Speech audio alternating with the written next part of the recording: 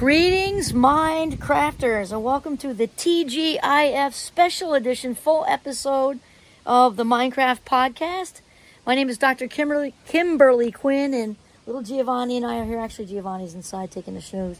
We are here to talk about if you're going down the rabbit hole of sadness, thinking about it isn't gonna stop the sad. It's not gonna stop the sad. In fact, it's gonna make it worse, much worse. And some people really have a habit. We're creatures of habit, and certainly not saying any of this with judgment. You know, it's all part of being human, right? We are very habitual creatures, and the more we allow our sadness, you know, we're spiraling down the rabbit hole, and we're dissecting, and we're overthinking, the stronger it's going to get, and the harder it is to get rid of, the longer it lasts, the more familiar it gets to the brain, which means it'll invite even more sadness, because the brain's like, I really get this. I get this. We're looking for more things to go wrong, more things to be sad about. That the brain loves patterns, positive or negative. It's going to do what you say, right? So it is about allowing. We allow our thoughts. So here's the thing we have to remember is not to do when we're having sad thoughts is to do like a 7th grade science experiment and dissect it to death, because that is going to keep the sadness super alive and super strong and long lasting, which is not what we want ideally, right? So really the best thing you can realize, first of all, is to realize that thoughts come first and feelings come second. So it is, tell yourself this because it's a fact, Jack. I love saying that. It is neurologically impossible to feel sad without thinking sad thoughts first. That's the fact. Feelings come second. Thoughts dictate feelings. So one thing you can do is distract yourself by doing something that takes a lot of cognitive juice. And then the more we practice that, and that's not the only thing, there are lots of other things to do.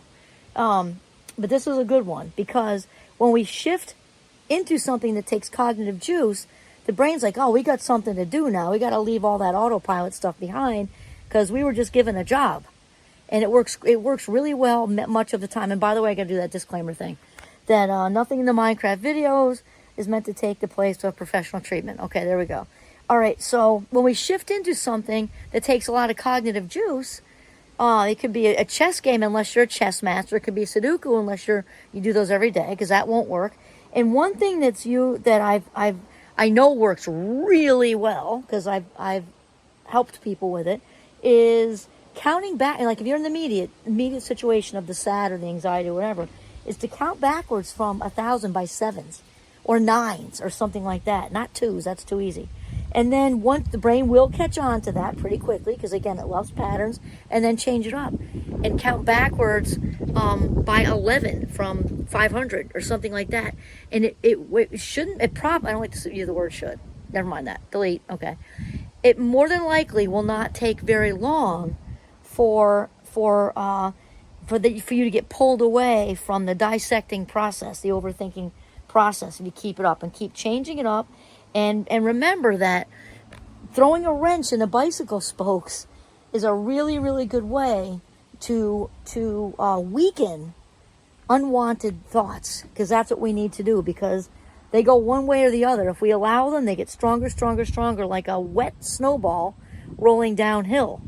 I'm in northern Vermont, right? So March snow, you know, it's great snowman snow, and that works great for a snowman. But if that's your emotional example, then that's not so good, because it's building strength very, very, very, very quickly.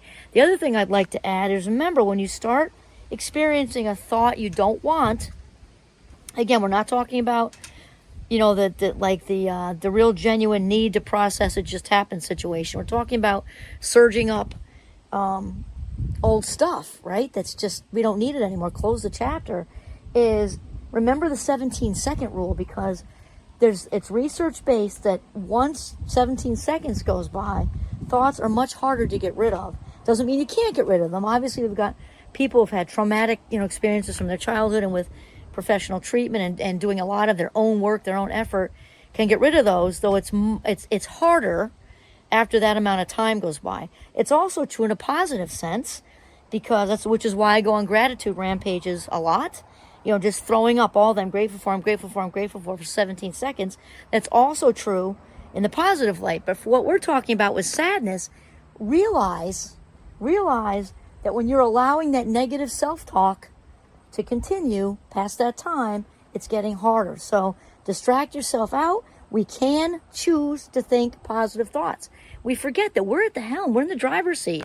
And what I like to do when I explain this to people is ask them to picture a thoroughbred horse. Think like Kentucky Derby, right? This gorgeous, majestic, huge, big, fast animal.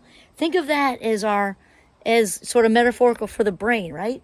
And then think of who is guiding this animal around the track. There are animals running full throttle in a big, oval shape or whatever with other horses to win something huge, and they're being guided by a 95-pound jockey. That huge animal. Think about that. It's a great metaphor for us controlling the mind.